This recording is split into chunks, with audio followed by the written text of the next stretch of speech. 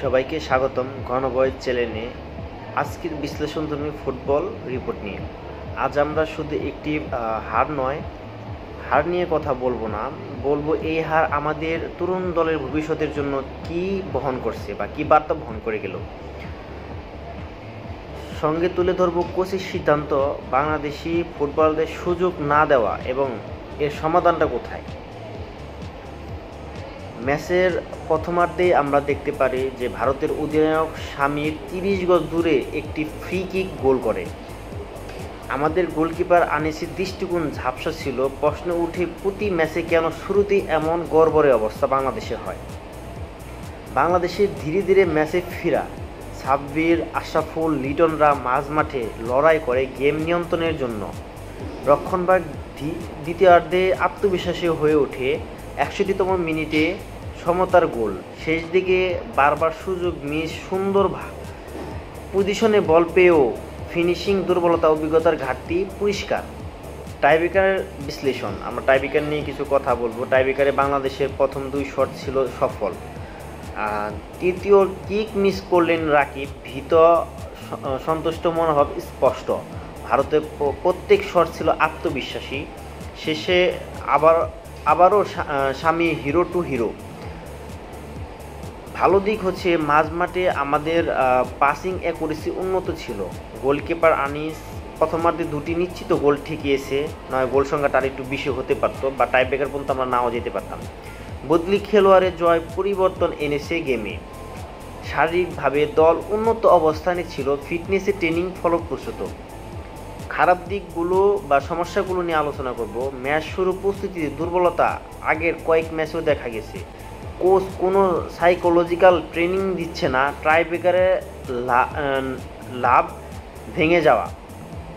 Coach বদলি খেলোয়াড়দের দেরিতে আনলে 75 মিনিট পর্যন্ত কোনো অফেন্সিভ সাবস্টিটিউট ছিল না। ফিনিশিং অনুশীলনের অভাব ছিল। বিদেশি বাংলাদেশি খেলোয়াড়দের ইস্যু। তো বর্তমানে ইউরোপ, কানাডা, মালয়েশিয়া, মধ্যপ্রাচ্যে বহু দেশ জন্ম নেওয়া বা বেড়ে ওঠা প্রবাসী বাংলাদেশি তরুণ ফুটবলাররা রয়েছে, যাদের মধ্যে অনেক একাডেমি ট্রেনিং প্রাপ্ত রয়েছে। তাহলে প্রশ্ন, তাদের দলে না নেওয়া হয়নি কেন? তথ্য অনুযায়ী অন্তত 5 জন বিদেশি বাংলাদেশি ফুটবলার U19 দলের ট্রায়ালে অংশগ্রহণ করেছিল, কিন্তু চেনা খেলোয়াড়ের প্রতি পক্ষপাত, ভিসা ও পাসপোর্ট জটিলতা এবং কোচের অজুহাত দিয়ে তাদের বাদ দেওয়া হয়। এই প্রবাসী খেলোয়াড়দের অভিজ্ঞতা থাকলে টাইব্রেকারের মতো মুহূর্তে ভিন্ন ফলাফল হতে পারত বলেই বিশ্লেষকরা বলছেন। কোচের ভূমিকা ও ডিসিশন মেকিং, এটা নিয়ে আমরা আলোচনা করব। Head coach Rezaul Karim match পরবর্তী কনফারেন্সে বলেছিলেন, আমরা স্থানীয় প্রতিভা নিয়েই এগোতে চাই।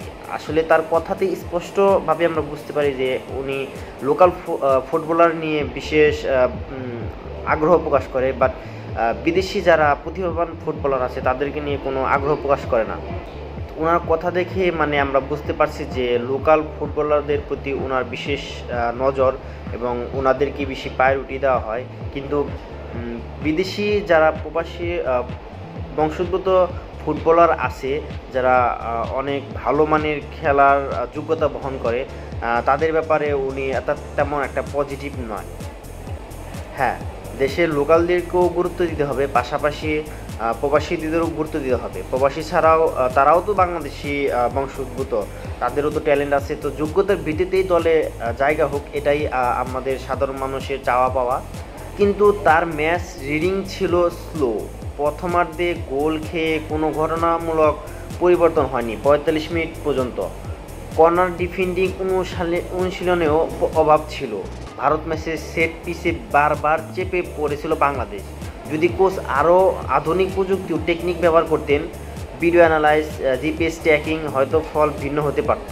তো এর সমাধান কি হতে পারে, সমাধান ও ভবিষ্যতের দিক নির্দেশনা কী, সেটা একটু আলোচনা করছি।